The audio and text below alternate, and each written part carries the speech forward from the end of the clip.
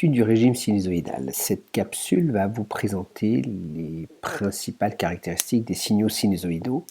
Premièrement, les grandeurs caractéristiques d'un signal sinusoïdal. Écriture en grandeur instantanée, U entre parenthèses T veut dire U en fonction du temps, est égal à Umax sinus oméga T. Umax étant le coefficient qui est devant l'expression de sinus, sachant que sinus x est toujours compris entre moins 1 et 1. Donc si vous mettez un coefficient ici comme Umax, eh bien votre sinusoïde va varier de plus Umax à moins Umax. Repérons correctement sur notre visualisation à l'oscilloscope l'axe des temps, donc T, et sur l'axe des ordonnées, donc c'est l'axe qui correspond aux tensions.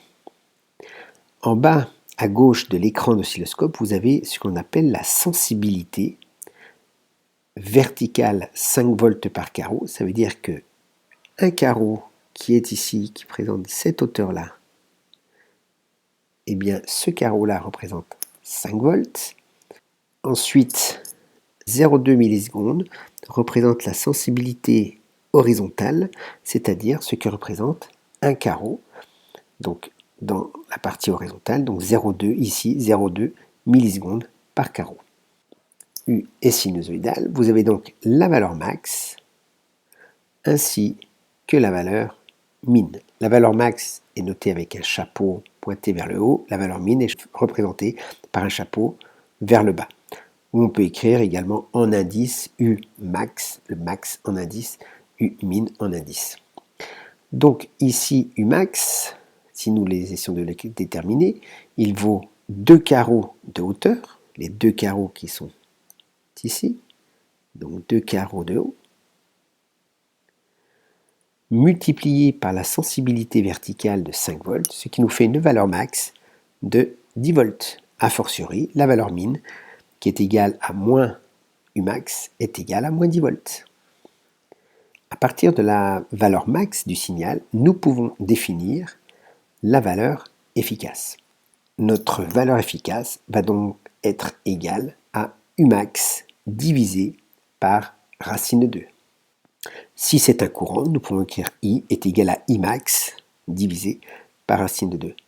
Cette valeur max, vous la retrouvez dans l'écriture de la grandeur instantanée de U de T.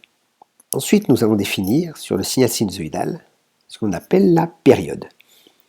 La période correspond au temps que met le signal pour se répéter identiquement à lui-même.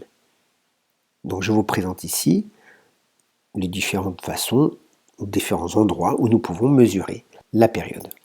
Donc, notre période est étalée sur 3,8 carreaux. 3,8 carreaux, nous avons ici la sensibilité horizontale, ce qui nous fait 3,8 carreaux multiplié par 0,2 millisecondes, ce qui nous fait donc 0,2 millisecondes, donc 0,2 10-3, ce qui nous fait donc 7,6 10-4 secondes ou encore 0,76 millisecondes. Maintenant, à partir de la période, nous pouvons définir ce qu'on appelle la fréquence. La fréquence correspond au nombre de signaux, donc ici au nombre de sinusoïdes, ou encore au nombre de périodes que l'on va avoir en une seconde. Je m'explique. Vous avez au niveau du réseau EDF du 50 Hz. Le 50 Hz veut dire que vous avez 50 sinusoïdes comme celle-ci, jusque-là, en une seconde. D'où le nom de 50 Hz. La fréquence est donc définie comme étant le rapport F égale à 1 sur T.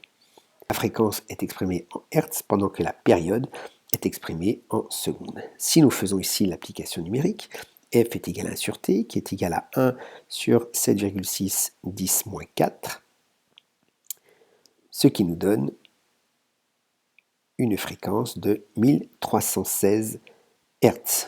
Ce qui veut dire qu'en une seconde, nous avons 1316 périodes. Il est nécessaire de définir ce qu'on appelle la pulsation. Oméga est égal à 2πf avec f en Hertz, oméga en radians par seconde. Application numérique. Ici, nous avons donc oméga qui est égal à 8269 radians par seconde.